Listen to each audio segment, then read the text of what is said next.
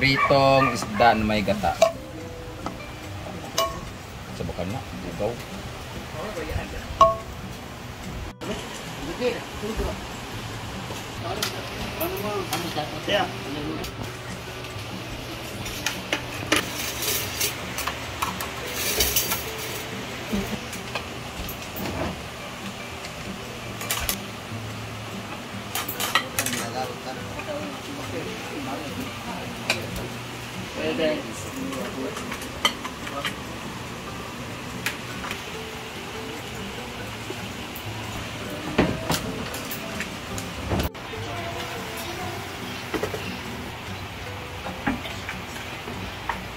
Suka. May nagsay na 100 stars. Wala pa may practice.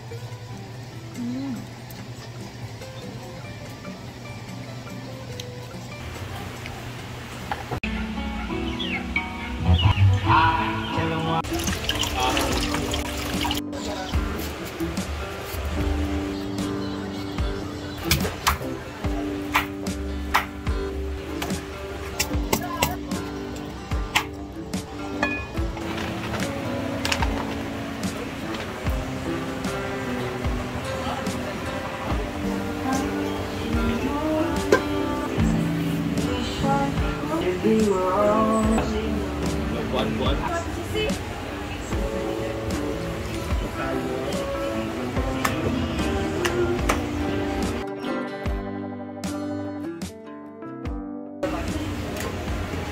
Ito na?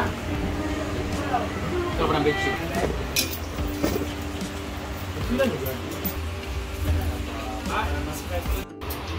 Oy, ano nangyari?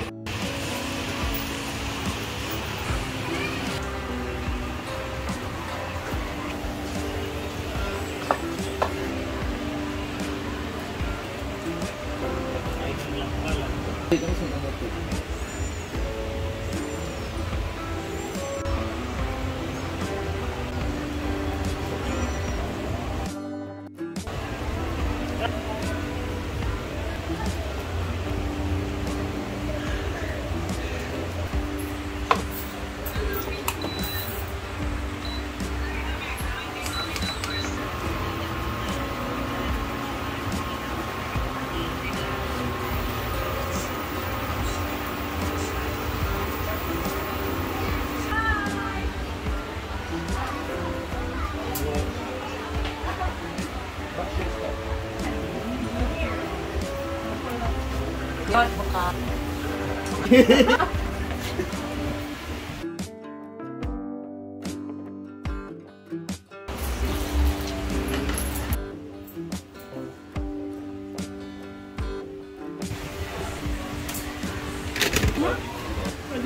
Sama.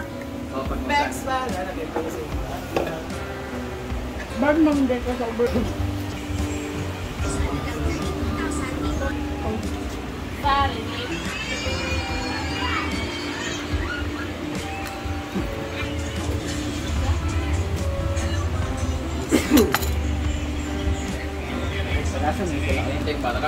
Taas pa yung bangs gahapon.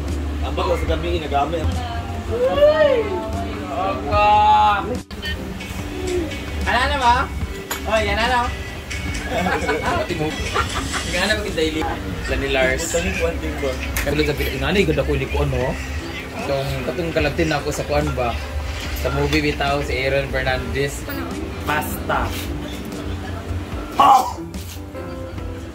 Nana sila lagi yung karon kailan mo.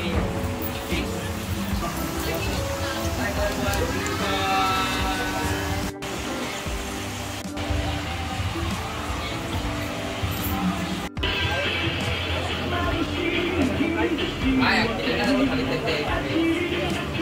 Para sa CRT.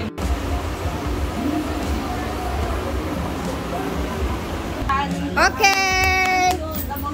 First time, makatikim na ako. First time. Panada kamote. Kamote. Ako una nakatilaw, lamig. Katilaw na ko kuha, turon yung kamote. Sige, go. Try it. Sige na, Jack. Yun na. Picture naman ko. Mainit Kung na-air na, na-air na. Oh, murag biyaya. Murag ba biyaya? Pas natin. Kayo. Opo, ano? Lami ang sunog, kiriya na. Ba? Lami ang sunog. Huwag na add of flavor. Ay, may kayo siya. Hindi, barato na kung tsaka kamote. Kasi Mugali, kamote. Tagtulados na siya. Kayo. Pwede natin siya ibenta na Kana imo daw, kana imo 10 inegosyo daw. pesos isa.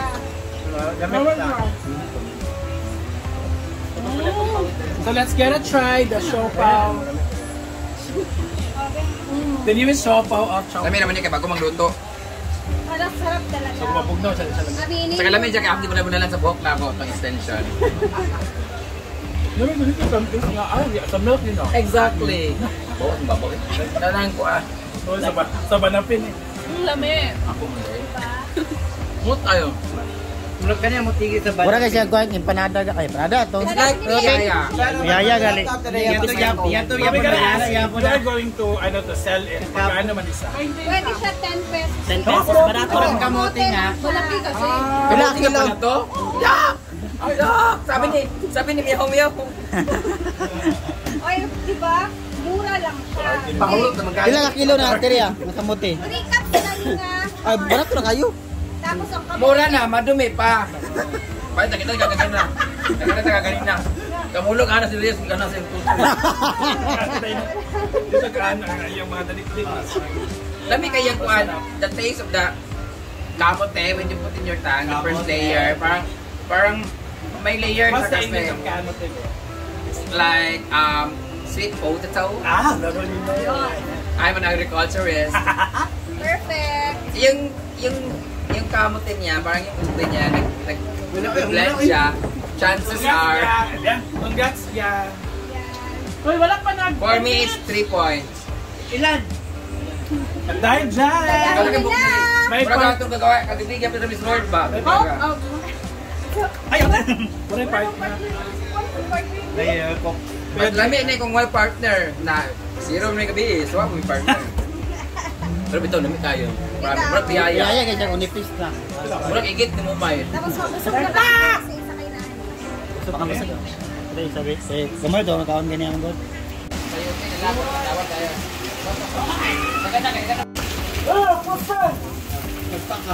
Naman, ginoo ko. Alas 4 na ng hapon pero naulan na naman dito. Check tayo. Tara, samahan niyo ako at yan. Mababasa yung ano natin. So kahapon, hindi naman umulan kahapon. Ngayong araw lang din. So nag-skip ng isang araw tapos umulan na naman. Tapos i-check natin dito yung nagtutubig na party sa Fashion Hall. Ayan. Ito yung part na madaling nagtutubig. Tingnan natin. Pakita natin kay Brenda mamaya. O, dito talaga siya, o. Etong mga tubig na to is galing yan sa taas. Ay. Kaya pala. Yan, konti na lang man yung kulang, o.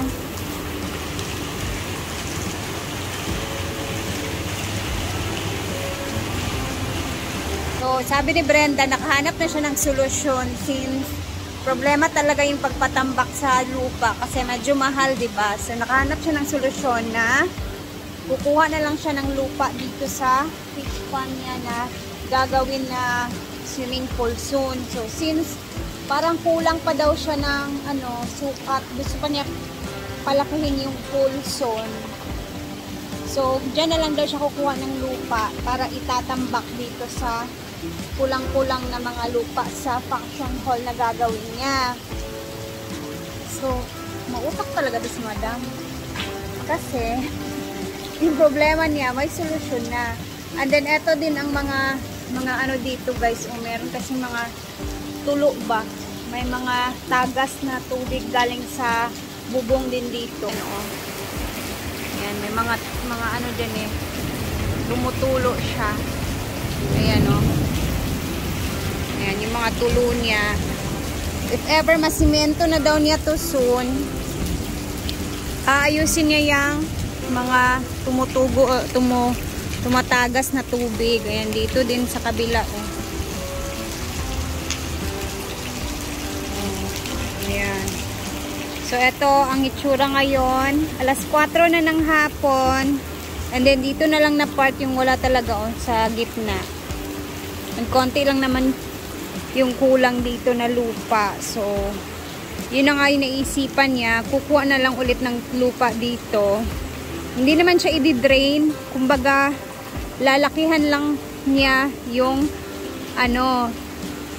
yung pagbungkal pa. So, mag-extend siya ng mga ilang, hindi ko alam kung gaano kalaki yung gagawin niya dyan na basta dito na lang daw siya kukuha. So, it's either doon sa kabila siya kukuha or doon. Kasi kung dito siya kukuha, medyo maliit na yung daanan niya dito. So, siguro doon sa likuran siya mag-i-extend ng lupa. Para maitambak niya dito sa kanyang function hall na kulang.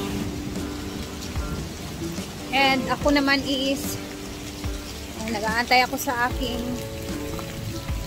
partner na naghahabal-habal pa din kahit umuulan. So, later ako din ay uwi na. So, thank you guys for watching sa ating vlog ngayon. And then, mag-ingat po tayong lahat ha.